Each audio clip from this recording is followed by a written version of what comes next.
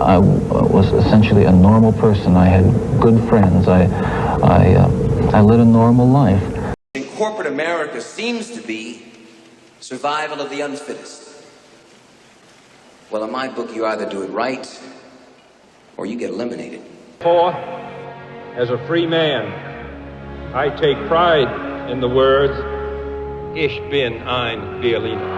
Of charisma. And what I define charisma is, there's a person who has a kind of inner light inside of them. They're so confident that they kind of glow with that confidence. That's a beautiful take by Robert Greene. But in the real world, the same force can drive a cult leader to convince 900 people in a mass suicide. Preacher to build a new society, but it ended, of course, with the tragic deaths of more than 900 people. A fraud to dominate Wall Street and a president to charm the world. Ask not what your country can do for you. Ask what you can do for your country. What connects the architect of a $47 billion dream, a historic war hero, and a figure who shocked the world? Behind every smile, every spark of confidence lies a choice. We're gonna follow charisma down a bright and dark path.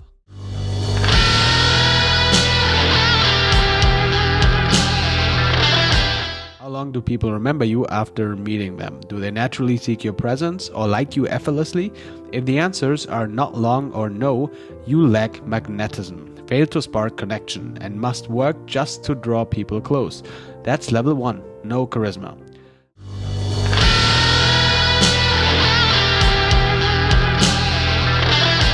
Ego, image, and labels. None of these create real connection or genuine charisma.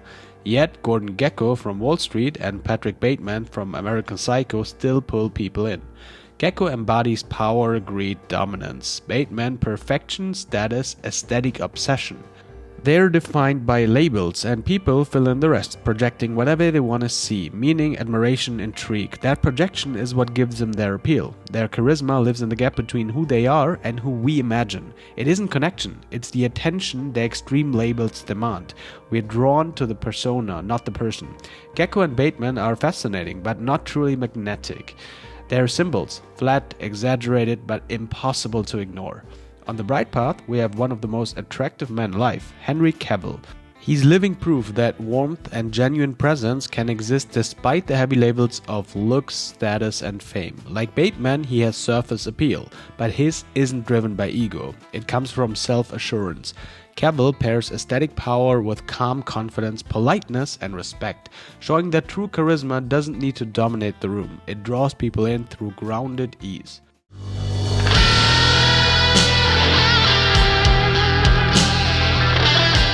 Ted Bundy is often portrayed as the charming predator, the man whose smile disarmed and deceived, but those who knew him described him as something far less glamorous. His first serious girlfriend, Diane, called him pitifully weak, saying he wasn't strong, he wouldn't stand up for himself. He wasn't real masculine, and he wasn't tough. Well, those aren't words of a natural charmer. They point to deep insecurity. Yet, Bundy was still magnetic. His charisma lived in the tension between those flaws and the mask he built. He weaponized vulnerability, appearing approachable at just the right moments, faking broken arms or sympathy scenes to lower defenses. Obsessed with control, he perfected his performance, not his character. And that act worked for a while. Bundy's presence didn't come from warmth. It was an engineered connection, the gap between who he was and who he wanted others to see. On the bright side, Jordan Belfort, the Wolf of Wall Street, showed persuasive charisma at its peak. While his actions were unethical, this didn't take away from his performative magnetism. Enhanced confidence. Belfort could match anyone's energy, then slightly elevated, creating contagious excitement. With confident body language, a calibrated tone, and an engaging smile, he kept people hooked on his vision. In his straight-line persuasion system, he taught subtle micro-commitments, structured questions, and rapport building, techniques that made people feel understood and eager to follow.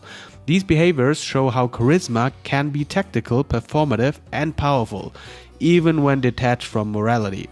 And on the genuinely bright side, Paul Walker's charisma was effortless, warm, grounded, and real. People loved being around him. His calm confidence and quiet kindness made him magnetic without even trying.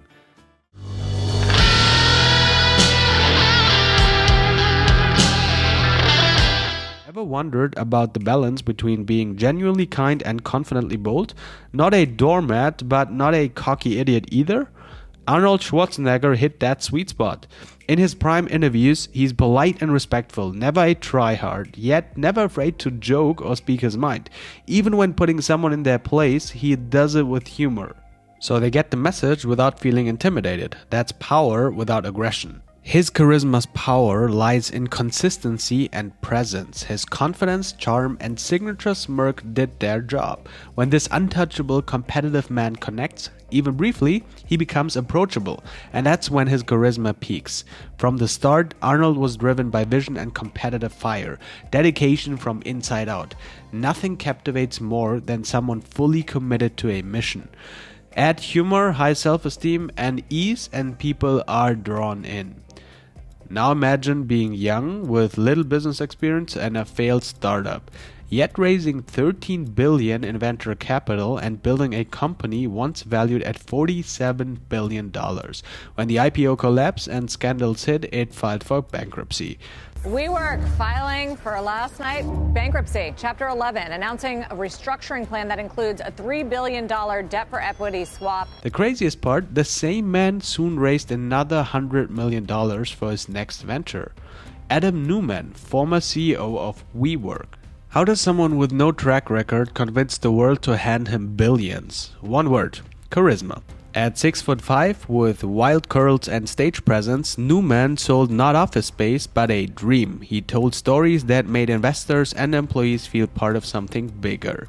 His tone was elegant yet relatable, drawing on familiar examples: the homes we live in, the communities we build, the meaning we search for at work. He picked up his listeners instead of drowning them in business talk. Well, that didn't age well. He promised profits, belonging, and a brighter future, and people believed him. His presence triggered emotions: FOMO, sense of belonging, security, and greed, all tied to his dream of success. You wanted to win because he did. You were drawn into his vision. That's the dark side of visionary charisma, when a leader's delusions become a tool for emotional leverage.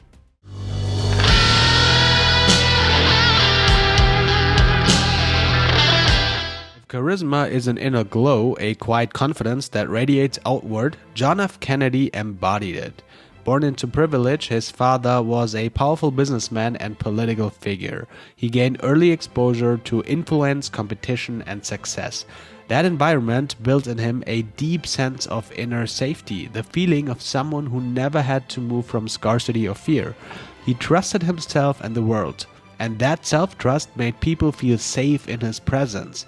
And so, my fellow Americans, ask not what your country can do for you.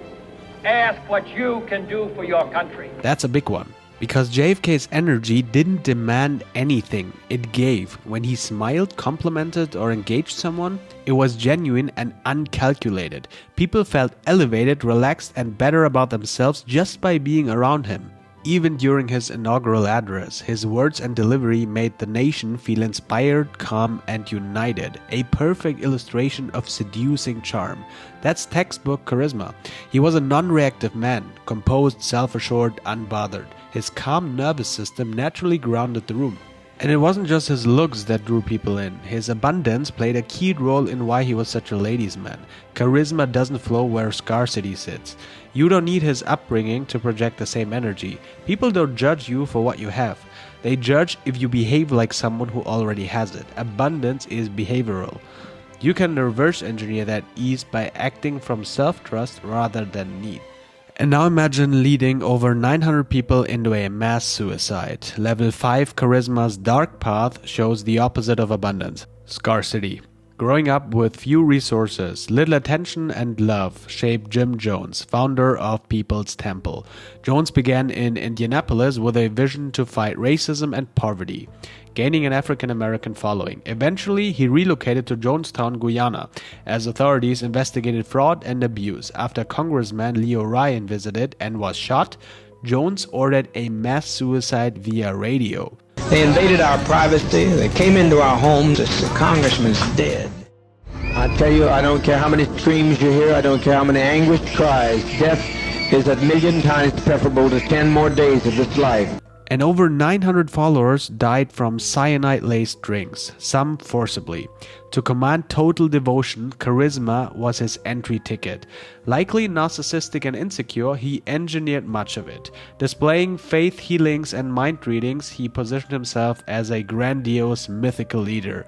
People looked up to him, and he fueled fascination by making it seem as if he had supernatural abilities. I happen to be from another planet, or another plane, or you call it heaven, whatever you want to call it, I know where I'm from. His need for admiration came from scarcity, not abundance like JFK. A skilled speaker with charity success, he made followers feel special. What JFK did subconsciously, Jones did deliberately. He manipulated and elevated people, creating dependence while thriving on control. He appeared friendly, supportive, even gave clothes and opened a soup kitchen, but later blackmailed and emotionally abused the same people. Every act was calculated to demand blind loyalty.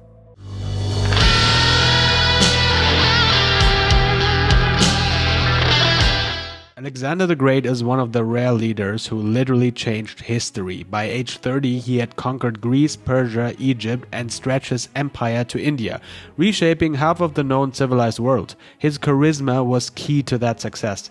He was said to have a mythical aura, yet it wasn't magic. It was strategic brilliance combined with bold, fearless leadership. Alexander led from the front, constantly putting himself in danger. He was frequently outnumbered but remained unshaken in battles like Gaugamela. He pushed forward while his soldiers followed without hesitation. Even in fearsome moments, he remained stable. That invincibility sparked the myth. His troops saw him as favored by the gods. Alexander also forged deep, loyal connections across vast distances. He inspired through vision, presence, and character depth. Even in harsh deserts and grueling campaigns, he instilled belonging, purpose, and emotional connection.